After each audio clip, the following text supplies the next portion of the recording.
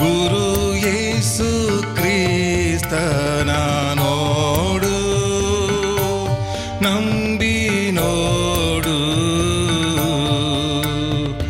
ಗುರು ಯೇಸು ಕ್ರಿಸ್ತನ ನೋಡು, ನಂಬಿ ನೋಡು.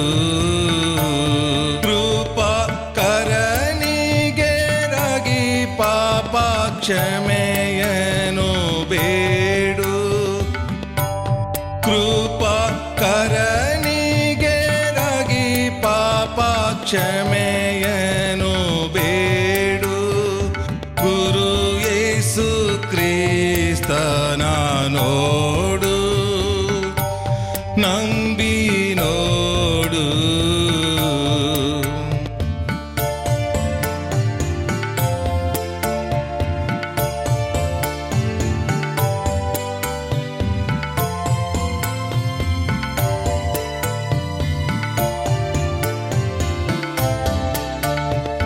ಪರಮ ಸೃಷ್ಟಿಶನು ತಾನೇ, ಕರ್ತ ತಾನೇ. ಪರಮ ಸೃಷ್ಟಿಶನು ತಾನೇ, ಕರ್ತ ತಾನೇ. ನಿತ್ಯ ಪರಿಪಾಲಿಸುವ ಮಹಾದೇವರು ತಾನೇ. ನಿತ್ಯ ಪರಿಪಾಲಿಸುವ ಮಹಾದೇವರು ತಾನೇ. ಗುರು ಯೇಸು ಕ್ರಿಸ್ತನ ನೋಡು, ನಂಬಿ ನೋಡು.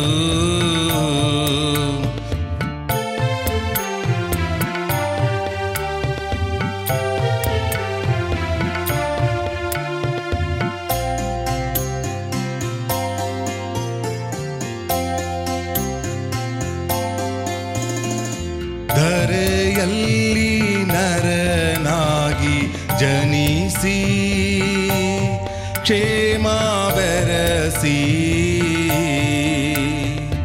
ಧರೆಯಲ್ಲಿ ನರನಾಗಿ ಜನಿಸಿ ಕ್ಷೇಮ ಬೆರಸಿ.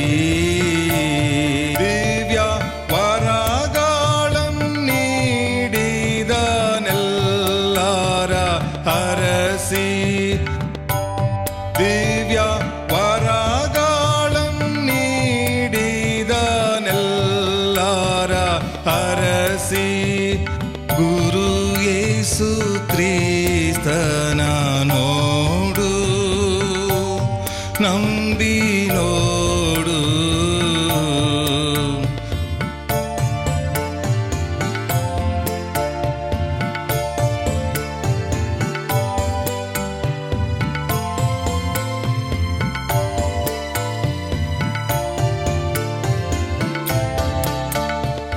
ನಿಮ್ಮೆಲ್ಲರಿಗೂ ನಮ್ಮ ಕರ್ತನಾದ ಯೇಸು ಕ್ರಿಸ್ತನ ಕೃಪೆಯು ತಂದೆಯಾದ ದೇವರಿಂದ ಶಾಂತಿ ಉಂಟಾಗಲಿ. ನಮ್ಮ ಧ್ಯಾನಕ್ಕಾಗಿ ಗುರು ಯೇಸು ಕ್ರಿಸ್ತನ ನೋಡು ಎಂಬ ಒಂದು ಕೀರ್ತನೆ ನಮ್ಮ ಮುಂದೆ ಇಡಬೇಕೆಂದು ಆಲೋಚನೆ ಮಾಡಿದ್ದೇನೆ. ಕನ್ನಡ ಸಂಗೀತ ಮತ್ತು ಕೀರ್ತನೆಗಳ ಸಂಗ್ರಹದಲ್ಲಿ ಇದು 32ನೆಯ ಕೀರ್ತನೆ. ಇದನ್ನು ರಚಿಸಿದವರು ಜಿ ರಂಗಯ್ಯ, ಗವಿ ರಂಗಯ್ಯನವರು. ಇವರು ಬೆಂಗಳೂರಿನ ಕಬ್ಬನ್ಪೇಟೆಯಲ್ಲಿ ಇದ್ದಂಥ ದೇವಾಂಗ ಸಮುದಾಯ, ಅಂದರೆ ದೇವಾಂಗ ಕಮ್ಯುನಿಟಿಯಲ್ಲಿ ಇವರು ಬೆಳೆದವರು. ಮತ್ತು ಮೊಟ್ಟ ಮೊದಲನೇದಾಗಿ ಇವರು ಯೇಸು ಕ್ರಿಸ್ತನನ್ನು ನಂಬಿ ರಕ್ಷಣೆ ಹೊಂದಿ ದೀಕ್ಷಾ ಸ್ನಾನ ಮಾಡಿಕೊಂಡು ಭಕ್ತಿಪೂರ್ವಕವಾಗಿ ಅನೇಕ ಕೀರ್ತನೆಗಳನ್ನು ರಚಿಸಿದ್ದಾರೆ. 43 ಕೀರ್ತನೆಗಳು ಇವರು ರಚಿಸಿದವು. ಈಗಾಗಲೇ ಹೇಳಿದಂಥ ಈ ಸಂಗೀತ ಮತ್ತು ಕೀರ್ತನೆ ಸಂಗ್ರಹದಲ್ಲಿ ಕಂಡುಬರುತ್ತದೆ. ಇವರಲ್ಲಿರುವಂಥ ಆಳವಾದ ಸತ್ಯವೇದದ ಜ್ಞಾನ ಮತ್ತು ಅವರ ಆತ್ಮೀಕತೆಯು ಈ ಎಲ್ಲ ಕೀರ್ತನೆಗಳಲ್ಲಿ ಪ್ರತಿಬಿಂಬಿಸ್ತದೆ. ಒಂದು ವೇಳೆ ಜಿ ರಂಗಯ್ಯನವರ ಕುಟುಂಬ ಅಥವಾ ಮನೆತನದವರು ಯಾರಾದರೂ ಇದ್ದರೆ ಅವರ ಬಗ್ಗೆ ದಯಮಾಡಿ ಸಂಪರ್ಕಿಸಿ. ಯಾಕಂದರೆ ಇಂಥ ವ್ಯಕ್ತಿಗಳು ನಮಗೆ ಕೊಟ್ಟಿರುವ ಕೊಡುಗೆ ಬಹಳ ಉತ್ತಮವಾದದ್ದು. ಈ ಶ್ರಮೆ ಮರಣದ ದಿವಸಗಳಲ್ಲಿ ನಾವಿದ್ದೇವೆ. ಇಡೀ ಈ ತಿಂಗಳು, ಮಾರ್ಚ್ ತಿಂಗಳೆಲ್ಲ ನಾವು ಯೇಸು ಕ್ರಿಸ್ತನ ಶ್ರಮೆ, ಆತನು ಪಟ್ಟ ಪಾಡನ್ನು ಆಲೋಚನೆ ಮಾಡ್ತಾ ಇದ್ದೇವೆ. ಆದ್ದರಿಂದ ಮೊದಲನೇದಾಗಿ 32ನೆಯ ಸಂಕೀರ್ತನೆ, ನೋಡು ಗುರು ಯೇಸು ಕ್ರಿಸ್ತನನ್ನು. ಗುರು ಯೇಸು ಕ್ರಿಸ್ತನ ನೋಡು. ಇದನ್ನು ಕೆಲವು ವಚನಗಳನ್ನು ನಾವು ಧ್ಯಾನಿಸುವ. ಪಲ್ಲವಿಯನ್ನು ಓದ್ತೇನೆ. ಗುರು ಯೇಸು ಕ್ರಿಸ್ತನ ನೋಡು, ನಂಬಿ ನೋಡು, ಕೃಪಾಕರಣಿಗೆರಗಿ ಪಾಪಕ್ಷಮೆಯನ್ನು ಬೇಡು. ನೋಡು. ಈ ದಿನಮಾನಗಳಲ್ಲಿ ನಾವು ಸಾಧಾರಣವಾಗಿ ಕ್ರೂಜೆಯನ್ನು ನೋಡ್ತಾ ಇದ್ದೇವೆ, ಆಲೋಚನೆ ಮಾಡ್ತಾ ಇದ್ದೇವೆ. ಆದರೆ ಯೇಸುವನ್ನು ನಾವು ನಂಬಿಕೆಯಿಂದ ನೋಡಬೇಕೆಂಬುದಾಗಿ ಇವರು ನಮಗೆ ಪ್ರೋತ್ಸಾಹ ಕೊಡ್ತಕ್ಕಂಥದ್ದು. ಕ್ರಿಸ್ತನ ನೋಡು, ನಂಬಿ ನೋಡು.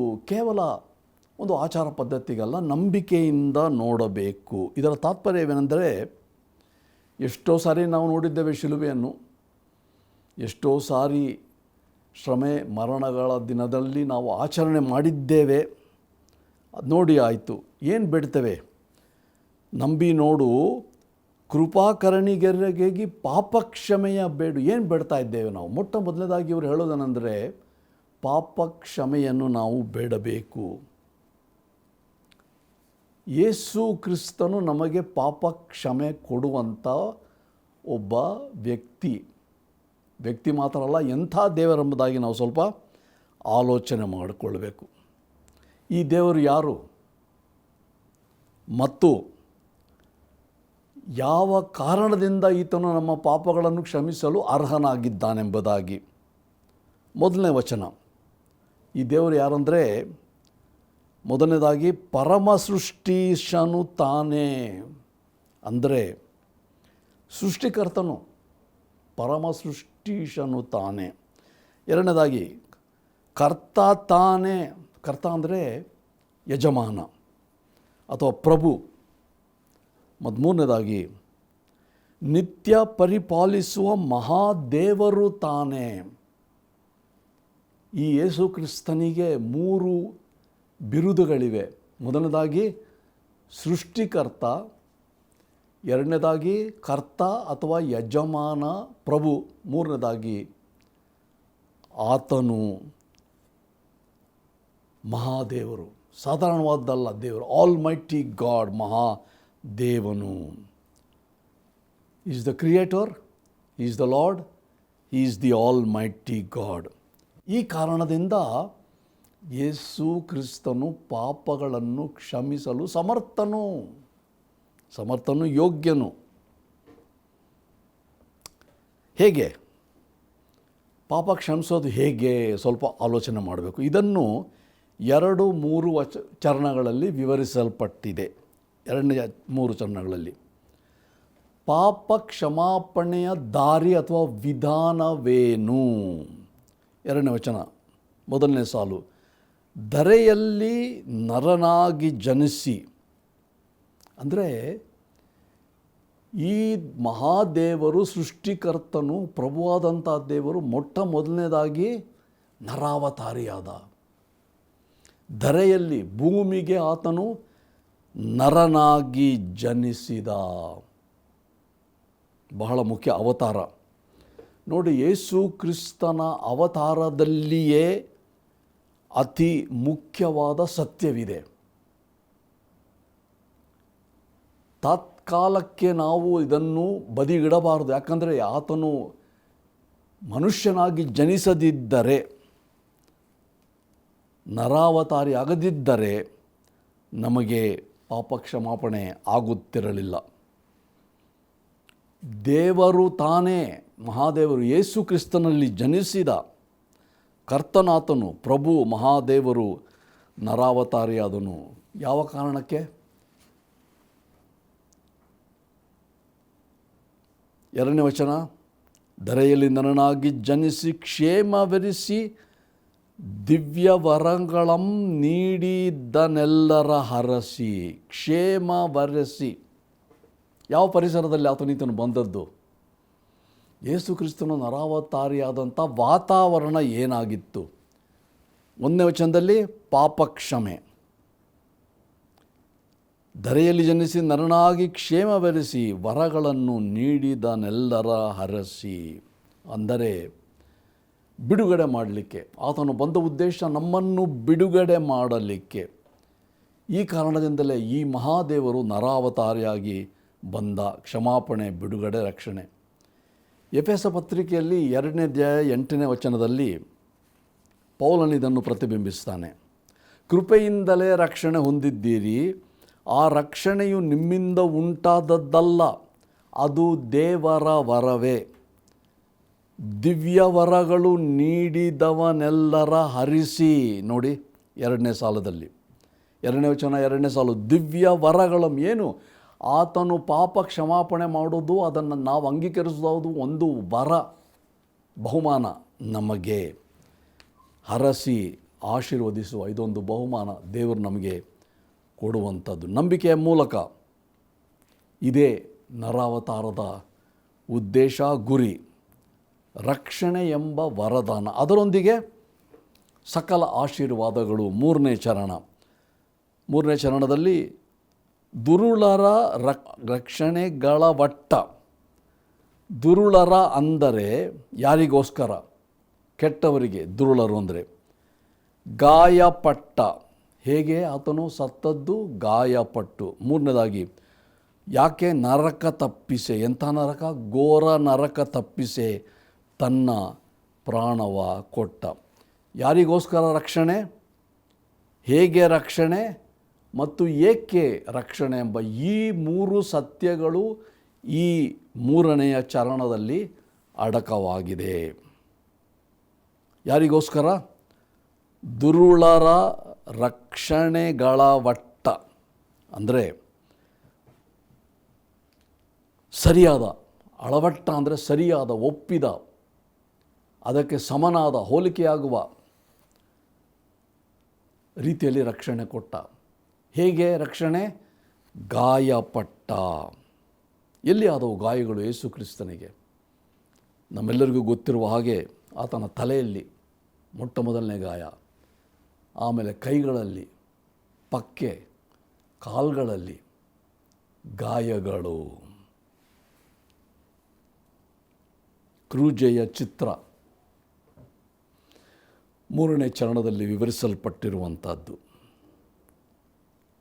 ಆತನಿಗೆ ಅಥವಾ ನಮ್ಮ ಸ್ಥಾನ, ನಮ್ಮ ಪ್ರತಿನಿಧಿಯಾಗಿ ಆತನು ಗಾಯಪಟ್ಟ. ಯಾರಿಗೆ? ದುರುಳರಿಗೆ. ಹೇಗೆ ಗಾಯಪಟ್ಟು? ಏಕೆಂದರೆ ಘೋರ ನರಕ ತಪ್ಪಿಸೆ. ಘೋರ ನರಕ ತಪ್ಪಿಸೆ ತನ್ನ ಪ್ರಾಣವನ್ನು ಕೊಟ್ಟನು. ನಮ್ಮನ್ನು ಕಡೆಗೆ ನಮ್ಮ ಅಕ್ರಮ, ದೋಷ, ಪಾಪಗಳು ನಡೆಸುವಂಥದ್ದು ಮರಣ. ಎಂಥ ಮರಣ? ಘೋರವಾದ ಮರಣ. ಮರಣ ಅಂದರೆ ದೇವರಿಂದ ನಾವು ಅಗಲಿಸಲ್ಪಡುವಂಥದ್ದು. ಇದನ್ನು ಆತನು ತನ್ನ ದೇಹದಲ್ಲಿ ತಕ್ಕೊಂಡು ನಮಗೆ ರಕ್ಷಣೆ, ಬಿಡುಗಡೆ, ಪಾಪ ಕ್ಷಮೆಯನ್ನು ಕೊಟ್ಟಿದ್ದಾನೆ. ತನ್ನ ಪ್ರಾಣ ಕೊಟ್ಟನು ಇದರಿಂದ. ಇಲ್ಲಿ ಅನೇಕ ಚರಣಗಳಿವೆ. ನಾನು 10ನೇ ಚರಣಕ್ಕೆ ಹೋಗಿ ನಮ್ಮ ಜವಾಬ್ದಾರಿಕೆ ಎಂಬುದಾಗಿ ಏನು ಎಂಬುದಾಗಿ ನೋಡ್ತೇನೆ. 3ನೇ ಚರಣ ಗಾಯಪಟ್ಟು ತನ್ನ ಪ್ರಾಣ ಕೊಟ್ಟ. 4ನೇ ವಚನದಲ್ಲಿ ಮರಣವನ್ನು ಸೋಲಿಸಿದ್ದನು ಮೃತ್ಯುಂಜಯನು, ಹೂಣಲ್ಪಟ್ಟ ಮೃತ್ಯುಂಜಯನಾದ. 5ನೇ ವಚನ ಪರಮ ಸನ್ನಿಧಿಗೇರಿದವನು ಸೇರಿದವನು ಬೇಗ ತಿರುಗಿ ಬಂದು ನ್ಯಾಯ ತೀರಿಸುವನು, ದಿವಾರೋಹಣನಾದ. ಅಷ್ಟೇ ಅಲ್ಲ, ಪುನಃ ಆತನು ಬರುವವನಿದ್ದಾನೆ. 6ನೇ ಚರಣ ಕರುಣಾಬ್ದಿಯಾದಂಥ ಗುರುವು, ಕರುಣೆ ತುಂಬಿದಂಥ ಗುರುವು. 7ನೇದು ಪರಿಶುದ್ಧನಾಗಿರ್ಪ ಸ್ವಾಮಿ, ಪುಣ್ಯಕಾಮಿ, ಎಲ್ಲ ದುರಿತವಂ ಕೆಡಿಸುವುದರಲ್ಲಿ ಸುಪ್ರೇಮಿ, ಪರಿಶುದ್ಧನು ಪಾಪಿಯಾದ. ಅದರ ವಿಚಾರ ನಾವು ನೋಡೋಣ. ಮತ್ತು 8ನೇದು, ಚಿರಕಾಲ ಬಾಳುವ ಸ್ವಪ್ರಭು, ನಿರಂತರ ಇರ್ತಕ್ಕಂಥವನೇ ಸ್ವಪ್ರಭು ದೇವರು ಯೇಸು ಕ್ರಿಸ್ತನಲ್ಲಿ. 9, ನರರಲ್ಲಿ ಗುರುವಿಲ್ಲ ನಿನಗೆ, ಪಾಪಿಗಳಿಗೆ ಇವನ ಹೊರತು ರಕ್ಷಕರಿಲ್ಲವೆಲ್ಲಿಯೂ ಇಳೆಗೆ. ಅಂದರೆ ಬೇರೆ ಯಾರಿಲ್ಲ ನಮಗೆ. ಯಾಕೆ ಹೇಳ್ತೇವೆ ಅಂತಂದರೆ, ಅಪೊಸ್ತಲರ ಕೃತ್ಯದಲ್ಲಿ 4:12 ಹೀಗೆ ಬರೆದಿದೆ, ಆ ಹೆಸರಿನಿಂದಲೇ ಹೊರತು, ಯೇಸು ಕ್ರಿಸ್ತನಿಂದಲೇ ಹೊರತು ಆಕಾಶದ ಕೆಳಗೆ ಮನುಷ್ಯರೊಳಗೆ ಕೊಡಲ್ಪಟ್ಟಿರುವ ಬೇರೆ ಯಾವ ಹೆಸರಿನಿಂದಲೂ ರಕ್ಷಣೆ ಆಗುವುದಿಲ್ಲ. ಇವನ ಹೊರತು ರಕ್ಷಕರಿಲ್ಲವೇ ಇಳೆಗೆ. ಇಳೆ ಅಂದರೆ ಭೂಮಿಯಲ್ಲಿ ಯಾರೂ ಇಲ್ಲ ರಕ್ಷಕರು. ಇದೆಲ್ಲ ಹೇಳಿದ ಮೇಲೆ 10ನೇ ಚರಣದಲ್ಲಿ ನಮ್ಮ ಜವಾಬ್ದಾರಿಕೆ ಏನು? ಯೇಸು ಕ್ರಿಸ್ತನ ಕ್ರೂಜೆ ನೋಡಿದ್ದೇವೆ, ಆತನು ಯಾರೆಂಬುದಾಗಿ ತಿಳ್ಕೊಂಡಿದ್ದೇವೆ, ಆತನಿಗೆ ಏನಾಯಿತು, ಯಾಕೆ ಆಯಿತು ಎಂಬ ಕಾರಣವನ್ನು ನಾವು ಆಲೋಚನೆ ಮಾಡಿದ್ದೇವೆ. 10ನೇ ಚರಣದಲ್ಲಿ ತ್ವರೆಯಾಗಿ ಪಿಡಿ ಗುರುಪದವ ಹೊಂದು ಮುದವ, ಪೂರ್ಣ ಹರುಷದಿಂದೀವನು ಮುಕ್ತಿ ಸಂಪದವ. ನಮ್ಮ ಜವಾಬ್ದಾರಿಗೆ ತ್ವರೆಯಾಗಿ ಅಂದರೆ ಎಲ್ಲವನ್ನು ನಾವು ಕೇಳಿದ್ದೇವೆ, ಅನೇಕ ಶ್ರಮೆ ಮರಣದ ದಿನಗಳನ್ನು ದಾಟಿದ್ದೇವೆ, ನೋಡಿದ್ದೇವೆ, ಶಿಲುಬೆಯನ್ನು ಧ್ಯಾನ ಮಾಡಿದ್ದೇವೆ, ಯೇಸು ಕ್ರಿಸ್ತನನ್ನು.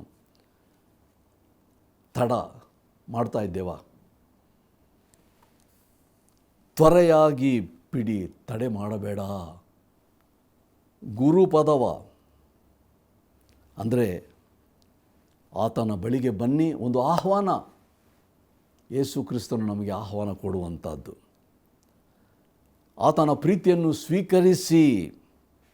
ಹೊಂದು ಮುದವ ಅಂದರೆ ಆತನ ಪ್ರೀತಿ ಸ್ವೀಕಾರ ಮಾಡಿ, ಹೊಂದಿಕೊಳ್ಳಿರಿ ಎಂಬ ಆಹ್ವಾನ. ಹರುಷದಿಂ ಕೊಡುವ ನಮಗೆ. ಹೇಗೆ ಕೊಡ್ತಾನೆ? ಹರುಷದಿಂದೀವನು. ಆತನು ಕೊಡ್ತಕ್ಕಂಥದ್ದು ನಮ್ಮ ರಕ್ಷಣೆ ಹರುಷದಿಂದ. ಕಾರಣ ಆತನು ಬೆಲೆ ಕೊಟ್ಟಿದ್ದಾನೆ. ಹರುಷದಿನ್ ಮುಕ್ತಿ ಸಂಪದವ ಅಂದರೆ ಐಶ್ವರ್ಯ. ಸಂಪದವ ಅಂದರೆ ಮುಕ್ತಿಯ ಒಂದು ಐಶ್ವರ್ಯವನ್ನು, ಸ್ವರ್ಗದ ಐಶ್ವರ್ಯವನ್ನು. ಇದೇ ದೇವರ ವರ. ಪೌಲನು ಎಫೆಸ 2:8 ಹೇಳಿದ್ದು ಇದು ವರ. ಸ್ವೀಕಾರ ಮಾಡಿ, ಕ್ಷಮಾಪಣೆ ಹೊಂದಿ, ರಕ್ಷಣೆ ಹೊಂದಿ. ಅಷ್ಟೇ ಮಾತ್ರವಲ್ಲ, ಈಗೇನಾಗ್ತದೆ? ಪ್ರಸ್ತುತ ನಮ್ಮ ಜೀವನದಲ್ಲಿ ನಾವು ಬಾಳು ಮುಂದುವರಿಸಬೇಕಲ್ಲ. 11ನೇ ವಚನ, ಸ್ಥಿರ ಸಮಾಧಾನವ ಕೊಡುವ, ಶಾಂತಿ ಕೊಡುವ. ಯಾವಾಗ? ಈಗ. ಸ್ಥಿರ ಸಮಾಧಾನ ನಮಗೆ ಪರಲೋಕದಲ್ಲಿ ಸಿಗ್ತದೆ, ಶಾಂತಿ ಪರಲೋಕದಲ್ಲಿ. ಆದರೆ ಆತ ಹೇಳ್ತಾನೆ, ಸ್ಥಿರ ಸಮಾಧಾನವ ಕೊಡುವ, ಶಾಂತಿ ಕೊಡುವ. ಮುಂದೆ ಈಗ ಕೊಡ್ತಾನೆ. ಮುಂದೆ ಏನು ಕೊಡ್ತಾನೆ? ಪರಲೋಕದಾನಂದದೊಳು ಸ್ವೀಕರಿಸುವ. ಎಷ್ಟು ಸುಂದರವಾದದ್ದು ನೋಡ್ರಿ. ಈ ಸಮಾಧಾನ ತಾತ್ಕಾಲಿಕವಾದದ್ದಲ್ಲ. ಈ ಶಾಂತಿ ಆತನಲ್ಲಿ ಕೊಡುವಂಥದ್ದು ಇಲ್ಲಿಗೆ ಮಾತ್ರ ತಾತ್ಕಾಲವಲ್ಲ, ನಿರಂತರವಾದದ್ದು. ಶಾಂತಿ ಇಲ್ಲಿ ಕೊಟ್ಟು ಮುಂದೆ ಎಷ್ಟು ದಿನಗಳು ನಮ್ಮ ಮುಂದೆ ಇದೆಯೋ, ಮತ್ತು ಮುಂದೆ ಪರಲೋಕದಾನಂದದೊಳು ನಮ್ಮನ್ನು ಸ್ವೀಕರಿಸುವ ನಿರೀಕ್ಷೆ. ಎಂಥ ಭಾಗ್ಯ! ಯೇಸು ಕ್ರಿಸ್ತನ ಶಿಲುಬೆ ನೋಡಿದ್ದೇವೆ. ಗುರು ಯೇಸು ಕ್ರಿಸ್ತನ ನೋಡಿದ್ದೇವೆ. ಏನೆಲ್ಲ ಮಾಡಿದಾನ ಆತನು ನಮಗೆ ಧ್ಯಾನಿಸಿದ್ದೇವೆ. ನಂಬಿ ನೋಡು. ಮುಕ್ತಾಯ. ನಾವೆಲ್ಲರೂ ಪಾಪಿಗಳು. ಹಳೆ ಒಡಂಬಡಿಕೆಯಲ್ಲಿ, ಹೊಸ ಒಡಂಬಡಿಕೆಯಲ್ಲಿ ಎಲ್ಲರೂ ಪಾಪ ಮಾಡಿ ದೇವರ ಮಹಿಮೆಯನ್ನು ಕಳಕೊಂಡಿದ್ದಾರೆ, ಹೊಂದದೆ ಹೋಗಿದ್ದಾರೆ. ಒಬ್ಬನಾದರೂ ನೀತಿವಂತನಿಲ್ಲ. ಎಲ್ಲರೂ ಅಂದರೆ ನಾವೆಲ್ಲರೂ ದಾರಿ ತಪ್ಪಿದ್ದೇವೆ. ನಮ್ಮ ಪಾಪಗಳನ್ನು ಕ್ಷಮಿಸುವ ಅಧಿಕಾರ ಯಾರಿಗೆ? ಯೇಸು ಕ್ರಿಸ್ತನಿಗೆ. ಯಾಕೆ? ಆತನು ಸರ್ವೇಶ, ಸರ್ವ ಶಕ್ತಿಯುಳ್ಳದಂಥ ಸೃಷ್ಟಿಕರ್ತ, ಕರ್ತನು, ಯಜಮಾನನು ಮತ್ತು ಮಹಾದೇವರು ಆತನು ಆಗಿದ್ದಾನೆ, ಪ್ರಭುವಾಗಿದ್ದಾನೆ. ವಿಧಾನ ನರಾವತಾರಿಯಾದ, ತನ್ನನ್ನು ತಾನು ತಗ್ಗಿಸಿಕೊಂಡು ಬಂದ. ಗುರಿ ಯಾಕೆ? ನಮಗೆ ರಕ್ಷಣೆ ಕೊಡಲಿಕ್ಕೆ, ನಮಗೆ ಬಿಡುಗಡೆ ಕೊಡಲಿಕ್ಕೆ. ಯಾರಿಗೆ? ಪಾಪಿಗಳಿಗೆ. ಹೇಗೆ? ಕ್ರೂಜೆಯ ಮರಣದಲ್ಲಿ. ನಮ್ಮ ಪ್ರತಿಕ್ರಿಯೆ ಏನು? ಬನ್ನಿ ಬೇಗ ಪರಮ ಸನ್ನಿಧಿಗೇರಿದವನು ಸೇರಿದವನು ಬೇಗ ತಿರುಗಿ ಬಂದು ನ್ಯಾಯ ತೀರಿಸುವನು. ಆತನ ಬಳಿಗೆ ಬನ್ನಿ ಎಂಬುದಾಗಿ ನಮಗೆ ಆಹ್ವಾನವಿದೆ. 10ನೇ ಚರಣ, ತ್ವರೆಯಾಗಿ ಪಿಡಿ ಗುರುಪದವ. ಬೇಗ ಬನ್ನಿ, ಆಲಸ್ಯ ಬೇಡ. ಹೊಂದು ಮುದವ, ಹರುಷದಿಂದೀವನು ಮುಕ್ತಿ ಸಂಪದವ. ಸಂತೋಷದಿಂದ ಕೊಡ್ತಾನೆ ರಕ್ಷಣೆ, ತಕ್ಕೊಳ್ಳಿ. ಸ್ಥಿರ ಸಮಾಧಾನ ಕೊಡುವ, ಶಾಂತಿ ಕೊಡುವ, ಮುಂದೆ ಪರಲೋಕದಾನಂದದೋಳು ಸ್ವೀಕರಿಸುವ. ಎಂಥ ಭಾಗ್ಯ! ನೋಡು ಗುರು ಯೇಸು ಕ್ರಿಸ್ತನ ಶಿಲುಬೆ. ಇದರಿಂದ ನಾವು ರಕ್ಷಣೆ ಹೊಂದಿ, ಪಾಪ ಕ್ಷಮಾಪಣೆ ಹೊಂದಿ, ಆ ನಿಶ್ಚಯದಿಂದ ನಮ್ಮ ಬಾಳನ್ನು ಕೇವಲ ಈ ಶ್ರಮೆ ಮರಣದ ದಿನಗಳಲ್ಲಿ ಮಾತ್ರವಲ್ಲ, ಇಡೀ ಬಾಳೆ ನಾವು ಜೀವಿಸುವಂತೆ ಕರ್ತನಾದ ಯೇಸು ಕ್ರಿಸ್ತನ ಕೃಪೆಯು ನಮ್ಮೊಂದಿಗಿರಲಿ. ಪ್ರಾರ್ಥನೆ ಮಾಡೋಣ. ತಂದೆಯಾದ ದೇವರೇ, ಈ ಸುಂದರವಾದಂಥ ವಿವರಣೆ ನಾವು ನೋಡಿದಂಥ ಈ ಕೀರ್ತನೆಯಲ್ಲಿ ನಿನ್ನ ವಾಕ್ಯಗಳು ಅಡಕವಾಗಿರುವ ಕೀರ್ತನೆ, ಮಹಾಸತ್ಯಗಳು, ನೀನು ಬಂದದ್ದು ನರಾವತಾರಿಯಾದದ್ದು ನಮ್ಮ ಬಿಡುಗಡೆ, ನಮ್ಮ ರಕ್ಷಣೆ, ನಮಗೆ ಶಾಂತಿ ಸಮಾಧಾನ ಇಲ್ಲಿ ಮಾತ್ರ ಅಲ್ಲ, ಮುಂದೆಯೂ ನಿರಂತರ ಕೊಡಲಿಕ್ಕೆ. ಇದಕ್ಕಾಗಿ ನಾವು ನಿನ್ನನ್ನು ಕೊಂಡಾಡಿ ವಂದಿಸ್ತೇವೆ. ಈ ಅನುಭವವನ್ನು ನಾವೆಲ್ಲರೂ ಹೊಂದಿಕೊಳ್ಳುವಂತೆ ತ್ವರೆ ಮಾಡದೆ ನಿನ್ನ ಬಳಿಗೆ ಬರ್ತೇವೆ. ನಿನಗೆ ನಮ್ಮ ಸ್ತುತಿ ಸ್ತೋತ್ರಗಳನ್ನು ಸಲ್ಲಿಸ್ತೇವೆ. ಗುರು ಯೇಸು ಕ್ರಿಸ್ತನ ನೋಡಿದ್ದೇವೆ, ನಾವು ನಂಬಿ ನೋಡಿ ಆತನು ಕೊಡುವ ಎಲ್ಲ ವರಗಳನ್ನು ಸ್ವೀಕಾರ ಮಾಡುವ ಕೃಪೆ ಕೊಡಬೇಕೆಂದು ನಮ್ಮ ರಕ್ಷಕನಾದ ಯೇಸು ಕ್ರಿಸ್ತನ ಹೆಸರಿನಲ್ಲಿ ನಿನ್ನನ್ನು ಬೇಡಿಕೊಳ್ಳುತ್ತೇವೆ ತಂದೆಯೇ. ಆಮೆನ್.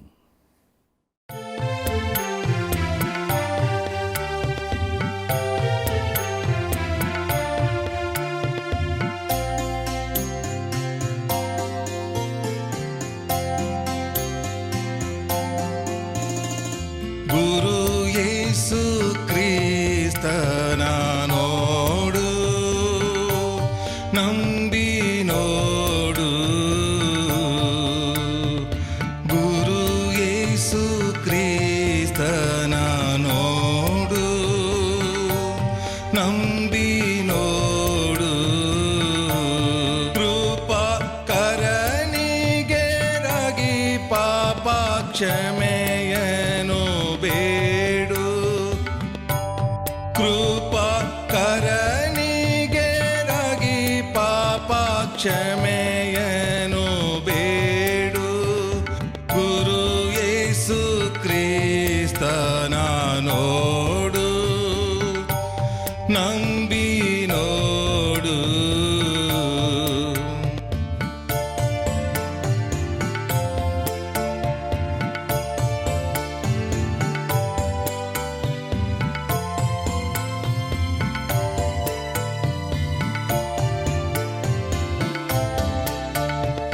ಪರಮ ಸೃಷ್ಟಿಶನು ತಾನೇ, ಕರ್ತ ತಾನೇ. ಪರಮ ಸೃಷ್ಟಿಶನು ತಾನೇ, ಕರ್ತ ತಾನೇ. ನಿತ್ಯ ಪರಿಪಾಲಿಸುವ ಮಹಾದೇವರು ತಾನೇ. ನಿತ್ಯ ಪರಿಪಾಲಿಸುವ ಮಹಾದೇವರು ತಾನೇ. ಗುರು ಯೇಸು ಕ್ರಿಸ್ತನ ನೋಡು, ನಂಬಿ ನೋಡು.